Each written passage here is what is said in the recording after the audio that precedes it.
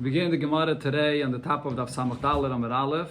We're starting from about 5 lines from the top of the Yamud. Speaking about over here, a woman that's a meredes. She's rebelling against her husband. So the Gemara went through a few opinions, what do you do in such a case?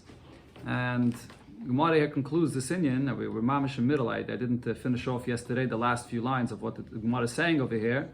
So the Gemara concludes and says, "Umash'inin la teresa yarcheshate." We wait with her and we deal with her for 12 months. And Rashi says maybe she'll have charata, maybe she'll change her mind. She won't rebel against her husband. So we wait for these 12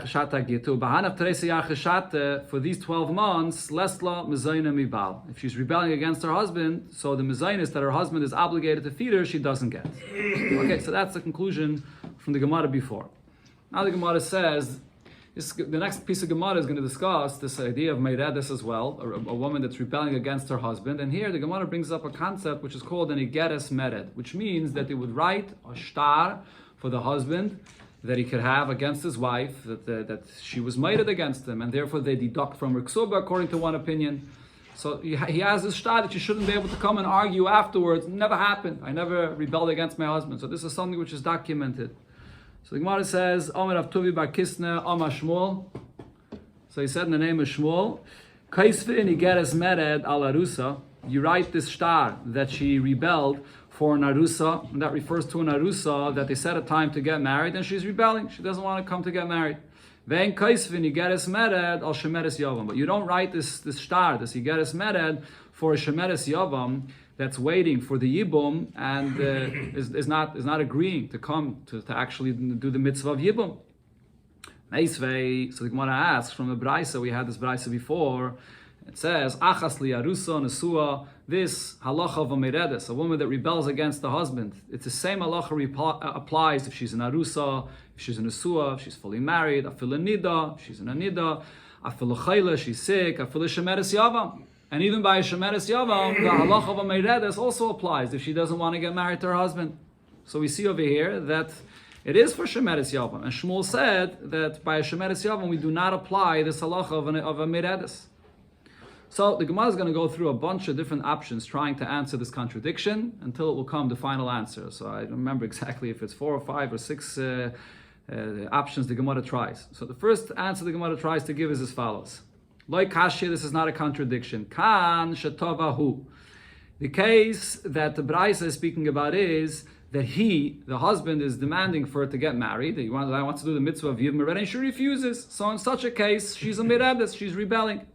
Kan shetavahi. Shmuel is speaking about that she's the one that's demanding the Yivum, and he's the one that's refusing. He's rebelling. So regarding this, when she's demanding, that's when Shmuel said that for a shemeres yavam, we don't write for him, against him that is, we don't give her a shtar that he rebelled against her. So it depends who it is.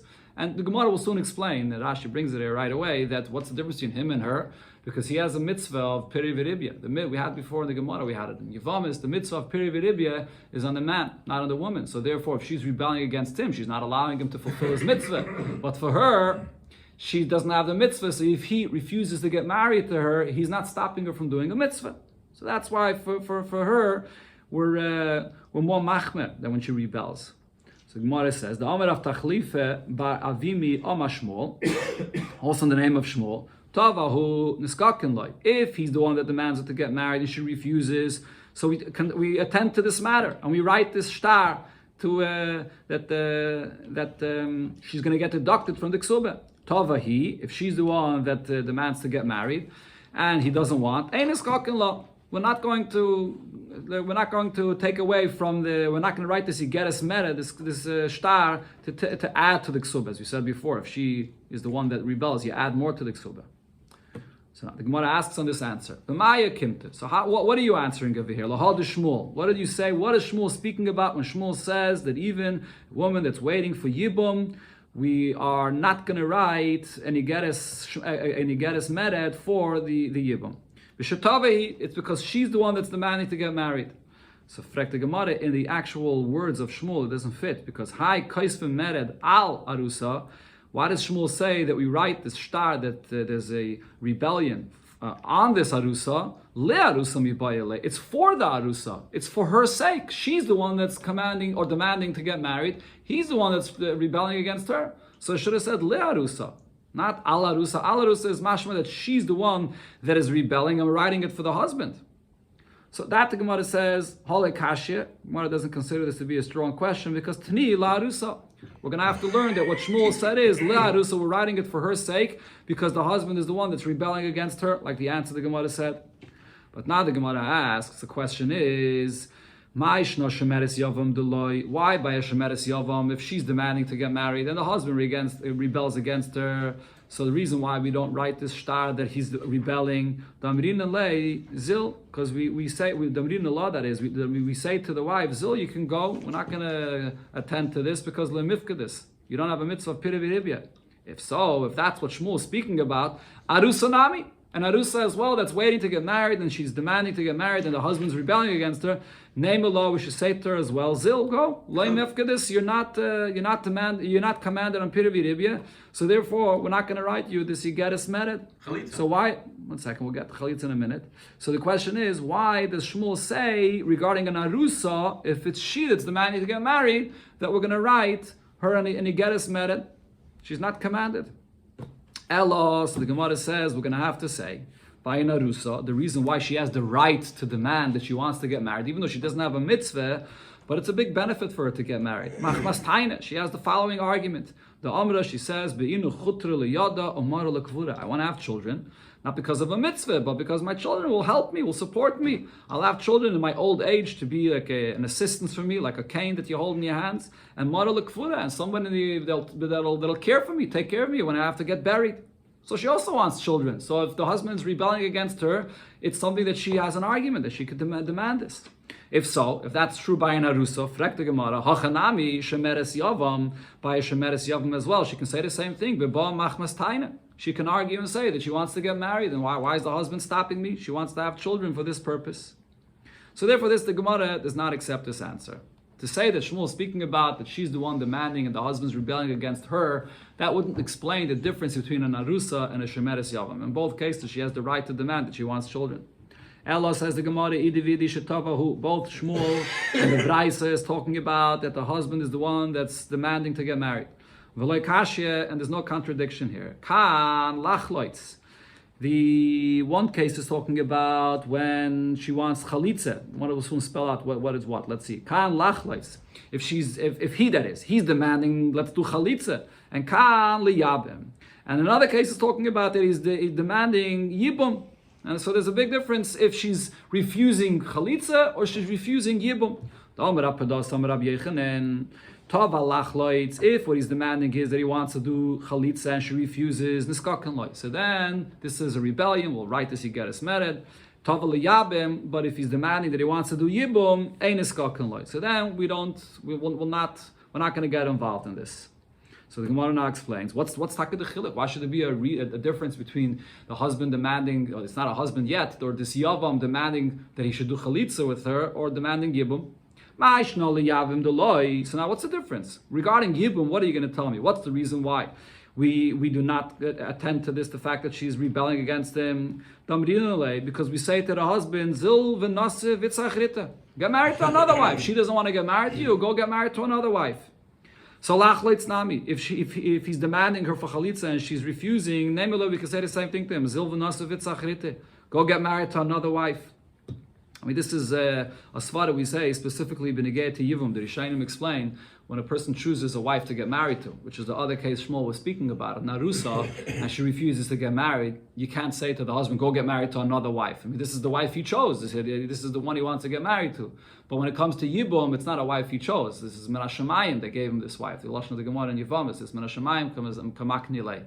So over here we say to him, okay, so this is not the wife you chose, and she's refusing to get married to you or refusing to do chalitza, but meanwhile you can get married to another wife that you choose. So why is this an issue that she's rebelling against you? She has to be one of the two, no? Yeah, true. She does. But it doesn't stop him, though, of going on with life. I mean, he can go ahead and get married to someone else, at least in those times when you can marry two wives, right? Ella, says the Gemara, the reason why the husband will say, it's not so easy for me to go get married to a second wife. The Oma is going to say, Kiven da Gida bi, because she's connected to me, like Kayav le'achriti. And people are not going to be ready to give me another wife to get married to me. It's not so easy to marry another wife if I'm connected to this woman. So there's no difference whether he wants to do chalitza with her or he wants to do yibum with her. As long as he's connected to her, it makes it hard for him to get married to someone else. So this rebellion definitely should matter either way. And the question still remains, what's the difference between Shmuel, the Braisa? We want to make a difference whether he's demanding of her to do chalitza or yibum. Should make no difference. The fact that she's refusing either of them stops him from getting married to anyone else as well. Ella says the Gemara, both Shmuel and the Braisa, the husband is demanding of her, let's do the mitzvah of Yibum. And she's refusing. And there's no question here. The difference between Shmuel and the Braisa is if we follow Mishnah Rishayna or Mishnah Achrayna, as the Gemara here brings from the Mishnah. This is a Mishnah that says in Yevomis, we learned this, mitzvahs Yibum kedemes lemitzvahs chalitza. The Mishnah says, the way it was in the beginning, the mitzvah of Yibum, that's the main mitzvah.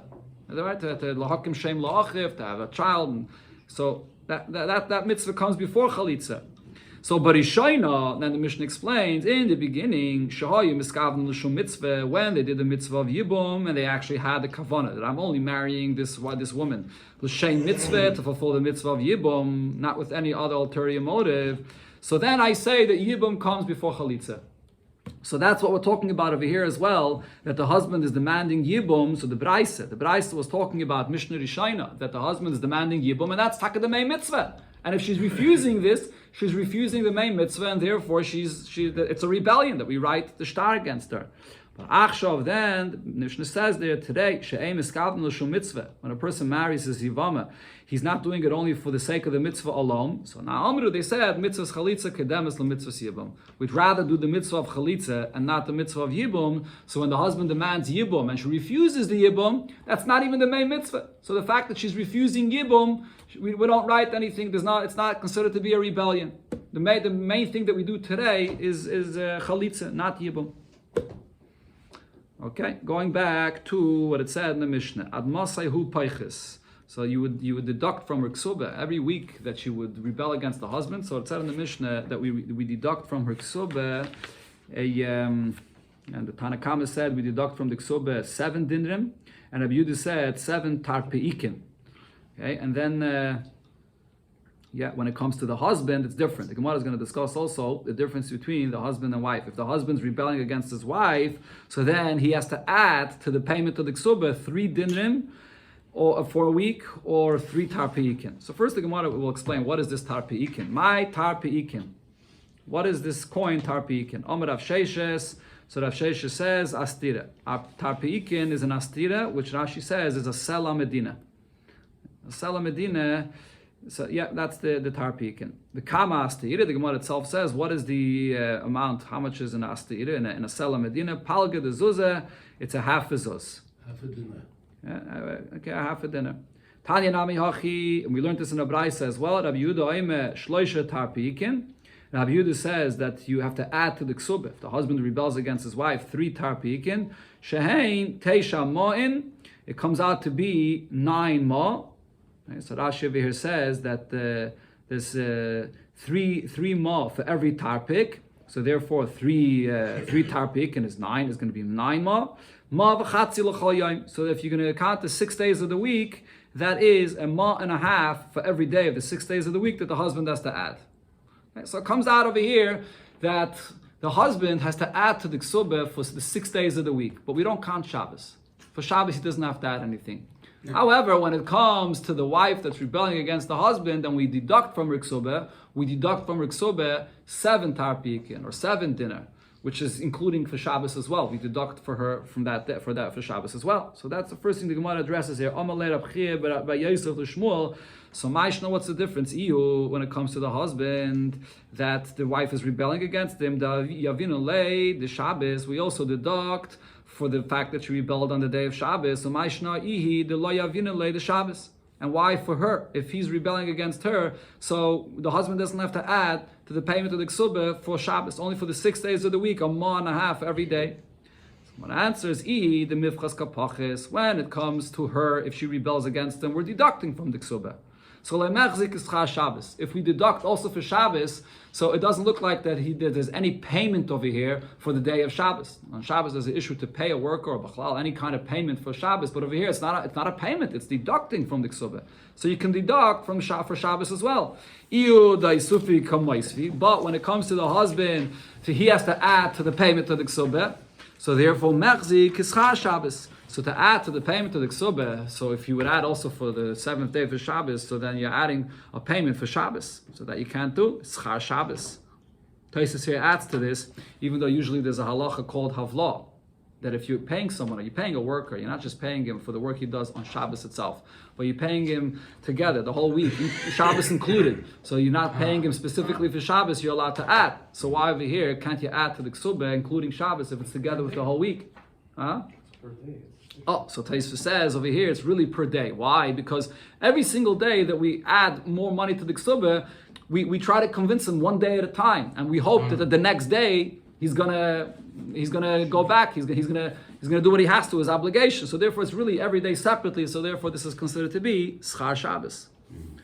Amalei Rav Chiya bar Yosef l'Shmuel. Rav Chiya bar Yosef says to Shmuel. Now here there's another question. The amount that we deduct of the ksubah is more than the amount that we add to the ksubah. We deduct 7 and we add to the ksubah only 3. So what's the difference? Ma ben meired le'meiredes. What's the difference between the man that's rebelling against his wife and the meiredes when she's rebelling against him? And the Gemara here is going to go according to the pshat that we said before, that the merida that we're discussing over here is tashma shamita, the marital relation. So what's the difference if he or she is rebelling? Amalei, so the Gemara answers, Tzei lamad mishuk shel zaynis. You can go and understand this in the way it is in the marketplace of Zionist.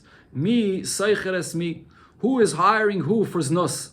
It's the man that hires the woman. So therefore what that shows is that if she's holding back from him, it's more difficult for the man than it is for the woman. So therefore we deduct from the ksubah more from her than if she's holding back from him. We don't add as much.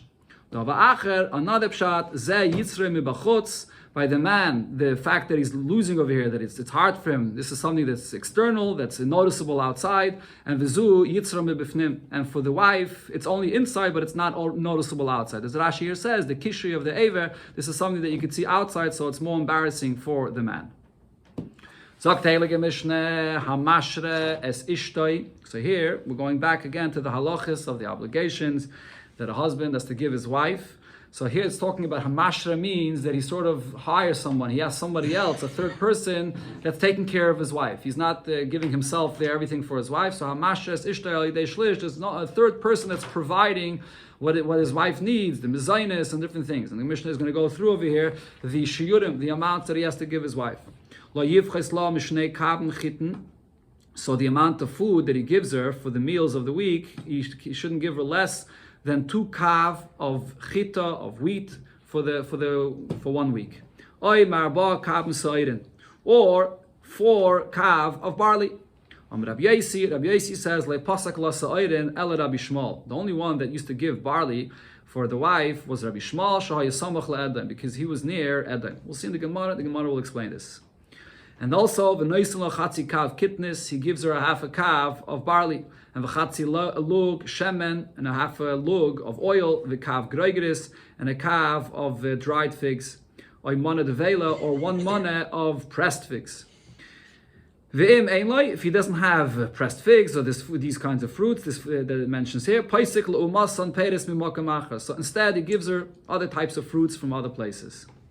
Okay, the Rishonim point out that the Mishnah here is only talking about the things that he gives his wife as far as food is concerned. But there's also other obvious things that he has to give her to be able to live, to have a candle, to have a table, so there are different things that he has to give her to be able to live. But the Mishnah doesn't specify it. It says it in a Brais and a Tisefta. The Naisala Mitta, he has to give her a bed, a mapet, a mat, which is a softer mat, machzeles, a mat that's made from straw. The Naisala Kippul Eroisha, he gives her a covering to cover her head. The Chagerla Masneh, a belt to be able to hold up her clothing when she works. She has to have a belt. Umin Olim, shoes, mimayid, lamayid, from one yantiv to another. He has to give her new shoes for each one of the Shleisha Regalim, the new Yom Tovim. And the Kalem Shel Chamishim Zuz, and the clothing, the value of 50 zuz, Mishana Lashana, from year to year. Now the Mishnah clarifies exactly the clothing that he gives her. He doesn't give her the new clothing, new heavy clothing that are brand new and are heavier to wear in the summer when she needs lighter clothing, or worn out clothing in the winter when she needs heavier clothing. Ella, what he does is he gives her the new clothing that are the value of 50 zuz ahead, so it's heavier and it's warmer for the winter. And then those same clothing, it gets more worn out and she can wear it in the summer. These clothing that he gives her, whatever leftovers of it, the worn out clothing, that's hers to keep. Besides this, he also has to give her a ma of money for her spending needs, spending money. His wife eats with him. What is going to discuss what echel means, either literally eating with him or means the mitzvah of aina. Milele Shabbos to Leile Shabbos, from Friday night to Friday night. So even if the husband is not living with her all week, but from Friday night to Friday night he eats with her. If he doesn't give her this ma kesef for what she needs, so then my siyadeh shalah, her work that she does and her income, so that she can keep as well. We had a discussion about this earlier in the Gemara, and there the Gemara said, I believe it was according to Shmuel, that when it says there in the Mishnah, my siyadeh, it doesn't mean my siyadeh, but it means the meiser my siyadeh, the surplus over my siyadeh that goes to the husband instead of the spending money that he gives her. So if he doesn't give her spending money, she can keep the surplus of her my siyadeh, of her work. Now, mahi oiseloi, the work that she does for him, what's the amount that she has to do? So here it's talking about the thread that she makes for him, that she sews clothing for him. So the thread that she makes from the wool, mishkal chamesh shloim shesi b'Yehuda. So it has to be an amount of wool that it's the weight of 5 coins of 5 sloim in Yehuda, and we're talking here about shesi. Shesi is the warp thread. Shehain es a sloim begalo, which is the weight of 10 sloim in Galol. In Galol they had smaller coins, so it's double the amount of the coins, 10 sloim. Oi, or mishkal es a sloim erev. Regarding the erev, so over here it has to be double the amount. This is something which is easier to make, I believe it is. So therefore it's double the amount. So therefore it has to be the weight of 10 sloim of erev, of the what's it called? The warp thread and the weft thread. Very good, shkayach. The weft thread. So that's the weight of 10 sloim of Yehuda. Shein esrim sloim begalol. In Galol, where it's smaller coins, it's double the amount of the weight of the coins, 20 sloim. If a person's wife is nursing, we minimize from her obligations of her work. And you have to add to the food that you feed her, she should have enough food to be able to nurse a baby. All of these shiurim that the Mishnah here says, when does this all apply? When a person is poor. A person that's honorable, a person that's rich. So then he has to give according to his standards, according to his level, he has to give his wife more than the minimum that it mentions here in the Mishnah. Okay, Zok the Gemara. So the Gemara is going to focus on the beginning of the Mishnah when it spoke about the number of meals that you have to give for your wife. So how many meals does a woman have to eat during the week? 14 meals for every day of the week. The Pashtus, we'll get the Gemara will soon get to Shabbos. And Shabbos you have to eat shalish to this, but the Pashtus 7 days a week, 2 meals a day. You need 14 meals. What did the Mishnah say? What do you give for 14 meals? 2 kav of wheat. Says the Gemara, Mani Mas Nisan. Who is this measurement going according to? It doesn't follow the opinion of Yechanan ben Breike, and it does not follow the opinion of Rab Shimon either.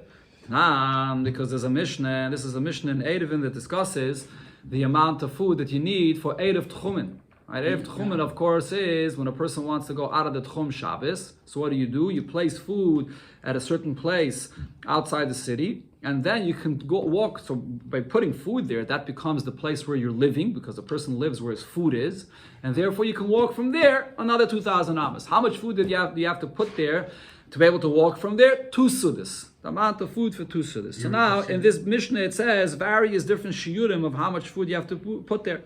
The kama shiurai. What is the amount of food that you have to put there? The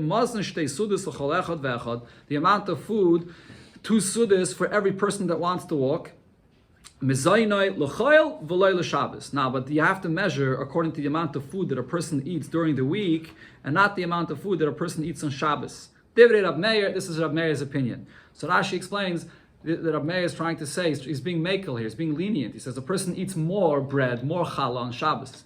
He eats less during the week. So he's saying the meal size of two meals has to be like what you eat during the week, which is less. Rabbi Yehuda says, l'Shabbos v'lo l'chol. You have to put there 2 sudas, the amount they eat in Shabbos, not during the week. So Rashi says this is also lenient, that he ate actually less challah on Shabbos, less bread on Shabbos, because he had more other foods. There was other delicacies. There's more chalent, there's more kugel, there's other foods. So therefore he eats less bread on Shabbos. So he's also being lenient and says you go according to the amount of food, bread that is eaten on Shabbos, not in the week. And the Mishnah says, both of them are being lenient when they use the shear of the meal during the week or during Shabbos. Okay, but now, both Rav Meir and Rav Yehuda do not specify the exact amount. What is the amount of 2 meals? But then, the other opinions in the Mishnah there give specific amounts. Rabbi Yechanan ben Breika says, Kikar, you have a loaf of bread. 1 loaf of bread is 2 meals, but what size of loaf of bread? Halakuach bepundian, a loaf of bread that you can buy for a pundian. Me'arba sa'in l'sela, and that is when the price of a bread is 4 sa. When they're not a price of a loaf of bread. When the price of the chitin, of the wheat, is 4 sa, you can get 4 sa of chitin for 1 sela. So then, the price of the loaf, which is 1 pudyain, that's 2 meals. Now, how much is a pudyain? How are we going to understand what we're talking about over here? So a pudyain is 48 pudyainin in a sela. Okay? So if you have a loaf of bread that's a pudyain, so that means it's a 48th of the amount that you could buy with 1 sela. So how many kav is that? So there are 6 kav in every single sa, which means that for 4 sa, there's 24 kav, or there's 48 half kavs. So if you're buying with the amount of a pundian, and a pundian is a 48th of a sela, you're getting a half a kav, because in every saw there's 6 kav, and for every sela there's 6 kav. It means that for 4 sela there's 24 kav, or 48 half a kav. So for a pundian, you get a half a kav. That's the measurement you're going to have to remember for the continuation of the Gemara. And that's 2 meals. 2 meals is a half a kav. Rab Shimon says, Shtei yodes lekikar, that 2/3 of a loaf of bread, mishaloish kikrais lekav. And what we're talking about over here is that 3 loaves is a kav. Okay, so what does that mean? So if you have 3 loaves, which is a kav, so every loaf is a third of a kav, right? And then from every loaf of bread, 2/3 of that loaf of bread is going to be 2 sudas. Okay, so this is a much smaller amount. This is a much smaller amount of a loaf of bread for the 2 sudas than according to Rabbi Yechanan ben Breika. Now the Mishnah here continues. This is not really relevant for our sugya, but the Mishnah continues there regarding the shear of the loaf of bread. Chetzia, a half of this loaf of bread. So again, a full loaf of bread is 2 sudas.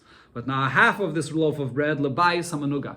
This is the shear of a person that enters into a home which has a neg on it. And the halach is, if you enter into a home and you stay there long enough that it takes to eat a meal, so not only you become tameh, your clothing become tameh. Rashi brings the pasuk, v'ha'oichel bebayis yechabes begadov. It doesn't mean that you're literally eating there, but it means if you stay there long enough that you're eating 1 meal, so then your garments become tameh. How long is it that you have to stay there to eat?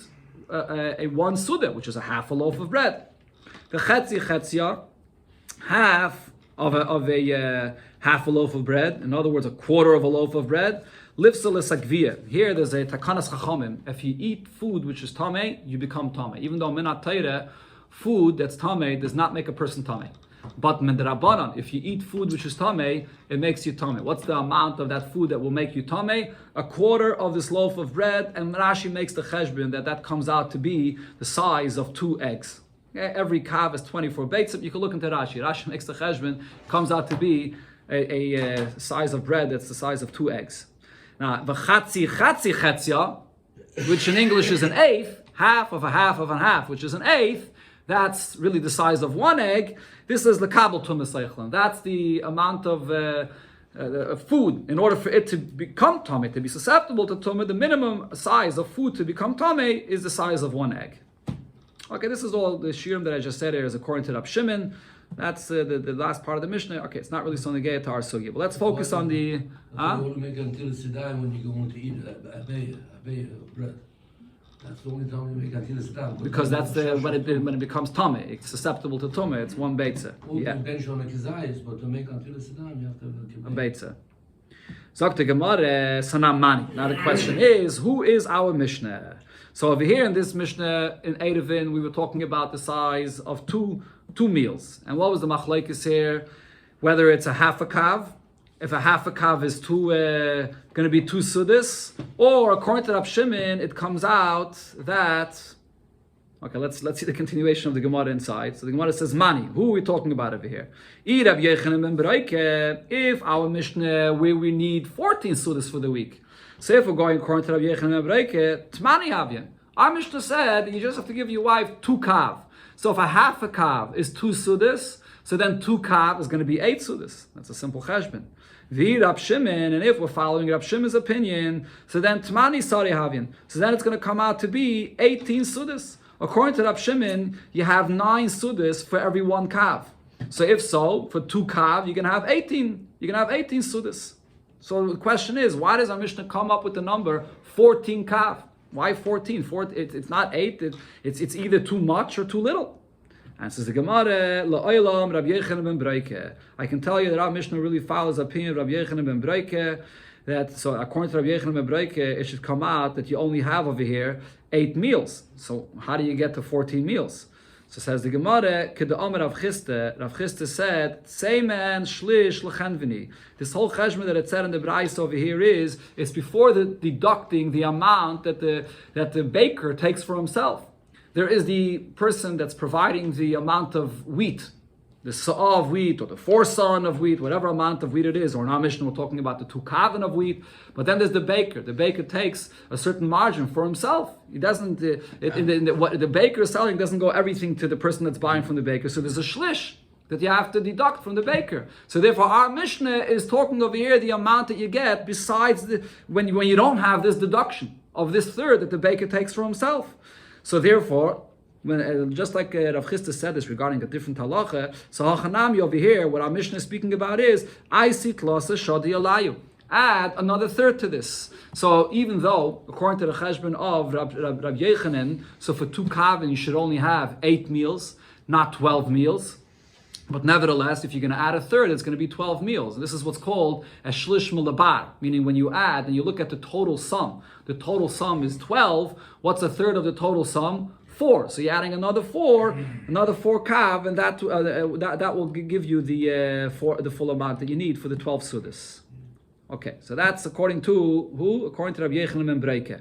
But the question still is, it gets us to 12 meals. If you're adding this other third, it still doesn't get you to the full amount that we need, which is 14 meals. Fragt the Gemara, Akati tati sari havyin, by adding another third, because we don't deduct the amount that the baker takes off for himself, it's still only going to be 12 meals. Answers the Gemara, but Eichele Simai Leili Shabbos. The reason is because we're not including the night of Shabbos, because then she eats with her husband. The Mishnah was saying if there's a third provider that the husband hired, so to speak, to provide for his wife, only for the meals for the weekday, but not for Friday night. So the Gemara asks him this, this is understood according to the opinion that says that when our Mishnah says that the wife eats with the husband, it meant literally that she eats the meal with him. But according to the other opinion, when the Mishnah said achila, it doesn't mean eating, it's just a euphemism. It refers to the marital relations. So then the meal of Shabbos, she also needs to get provided from this person because the husband is not eating with her. And then there's another question here. But you should still have to provide for her 13 meals, because it only says that the husband eats with her Friday night, but not Shabbos day. So for the day meal, she still needs to be provided another meal. Ella says the Gemara, there's another place that Rav Chiste said differently. Say man, the margin of profit for the chanvini is he takes half of the profit for himself. So if we said that the meals that you get out of the amount of 2 kavan, you can get 8 sudas, we said before, so really you have to double that. For 2 kavan, you can get 16 sudas, because the baker takes the margin of profit for himself. But when a husband is providing for the wife, so there's no margin that you have to take off, so you really could double that. So really the 16 sudas over here. So Hachanami over here as well, Asil Palge v'Shadi Alayu. You could double it, and therefore it's not 8, but it's 16 meals. Now, we're not done with this, because if so, it comes out that she has 2 extra meals. She only needs 14 meals. Why is she getting 2 extra meals? But before the Gemara explains that, the Gemara says it seems to be a contradiction here. Kashi de Rav Chisda, we have a contradiction in Rav Chisda's opinion regarding the profit of the Chemveni, the baker. One place Rav Chisda says his profit is 1/3. Another place he says his profit is that he takes half for himself. How much does he take for himself? And it says the Gemara, like Kasha, that's not a contradiction. In a case where the person that's providing the wheat for the baker provides along with the wheat also wood, so therefore he doesn't have that, he doesn't have to spend money on buying wood, so he only takes 1/3 of the wheat for himself. So his margin of profit from the wheat is less.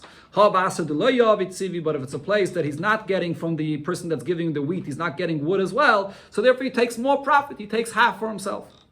But now the Gemara comes back to ask the question. But if we say that the amount of meals you get over here is double, then Rabbi Yochanan ben Breikis said it's not 8, but it's double, it's 16, not 14. So why is she getting extra meals? And says the Gemara, Kaman, who's our Mishnah going according to? So here the Gemara will account for the Shabbos Sudas. And Shabbos Sudas is, so there's at least an extra Suda Shabbos day. So it should be 15 Sudas, but it actually is another extra Suda because Kaman, who's our Gemara going according to? Kirab Chitke. The Amma, he says, Arba Sudas Chayav Adam Lecha B'Shabbos. A person is supposed to eat 4 Sudas on Shabbos, meaning the Suda Friday night and then 3 Sudas Shabbos day.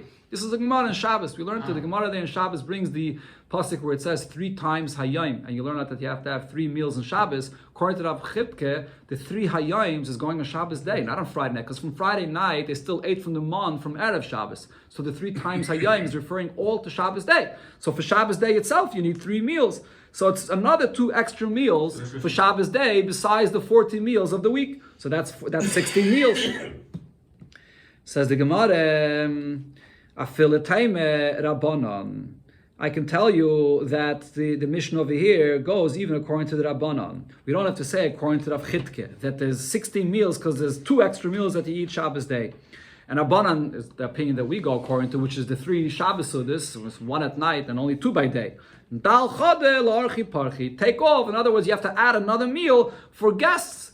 The wife has to have some extra food, a little bit extra food for some guests that she wants to invite for Shabbos.